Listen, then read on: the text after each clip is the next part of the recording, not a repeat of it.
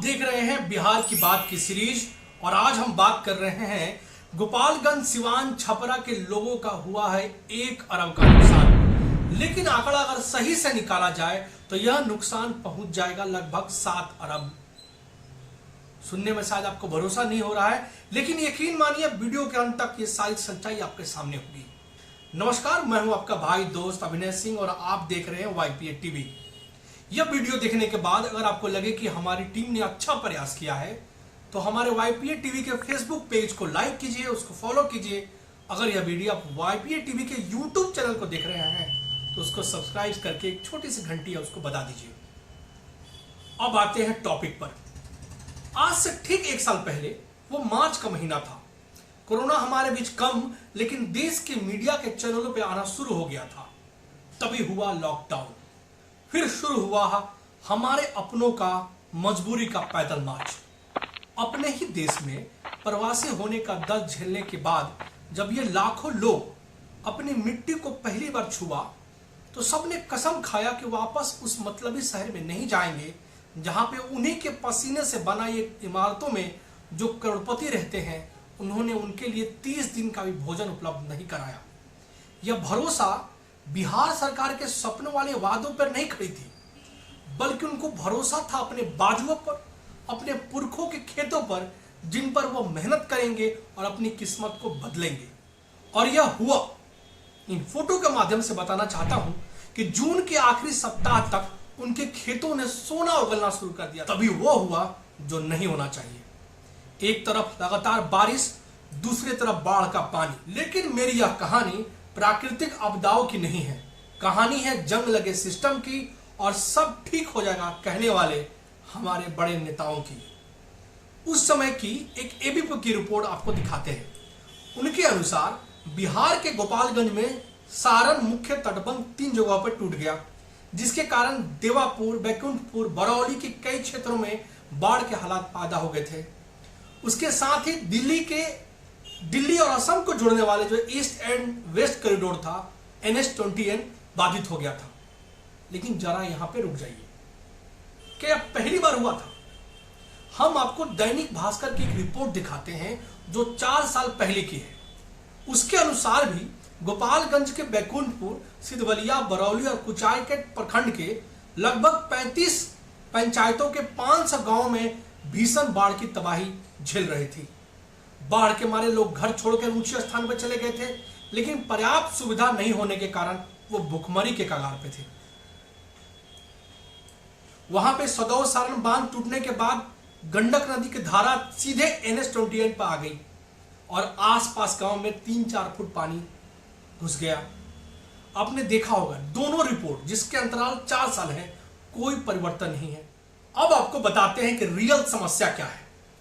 जब गोपालगंज का बाढ़ का पानी सिवान और छपरा के क्षेत्रों में बढ़ता है तो पहले से इकट्ठा हो रखे बरसात का पानी उसका इंतजार करते रहता है और ये दोनों मिलकर खेतों को सुनसान और लोगों को लचर बना देते हैं। अब शुरू हुआ कहानी का सही क्लाइमेक्स। ठीक इसी से 1-1.5 महीने बाद गोपालगंज के ऊपरी स्तर का सारा पानी छपरा, सिवान जिलों के में घुस जाता है और वह बरसों तक सड़ता है और यहां के किसान के मनोबल को धीरे धीरे तोड़ता है और यहां के लोगों को बनाता है देश में ही प्रवासी मजदूर। अब आपको बताते हैं आंकड़ों के साथ कि कैसे होता है। एक सैंपल करते हैं। उस समय के पैक्स के अनुसार 1 किलो की धान की कीमत 18 रुपए और यहां के किसानों से बातचीत करके यह पता चला कि जिस तरह से खेती हुई थी, अगर एक कट्ठे में 100 क्विंटल धान हो सकता था तो हम उसे 100 से गुना करते हैं तो एक कट्ठे में धान की कीमत हो गई 1800 रुपए। 20 कट्ठे का होता है 1 बीघा, तो 1 बीघे में कुल धान की कीमत हो गई 18 से गुने 20, 36,000 रुपए। तो हमारे जो छोटे छोटे गांव होते हैं, अगर मान लिया जाए कि वहां पे 200 बीघे की खेती की जमीन होती है तो एक गांव में कुल धान की कीमत हो जाएगी 36,000 गुने 200, 72 लाख रुपए।